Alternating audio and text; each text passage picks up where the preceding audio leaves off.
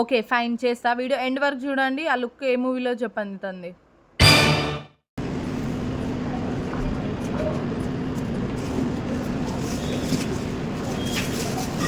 యార్ ఏమైంది లక్కీ? గోలేమన్నా ఏసుకోలేదు. ఏమైంది అట్లున్నావు అంటే, యార్ మీరేమో రీక్రియేట్ చేయమంటారు. రీక్రియేట్ చేద్దామంటే నా దగ్గర ఏముండి సావవు. నేనైతే ఈ రీక్రియేట్ చేయడానికైతే నా బీరువాల సామాన్లన్నీ బయట పెట్టి వెతికి మరీ అన్నీ యేసుకుంటున్నా అనమాట. మా ఇంటి నుంచి తెచ్చుకున్న పట్టు చీరను అయితే మరాఠీ స్టైల్‌లో యేసేసి సైడ్ నుంచి కొంగేసేసా. నాది లంగావోని ఇంకా గుట్టియాలనమాట. అదైతే చున్నీలాగా సైడ్‌కేసేసుకున్నా.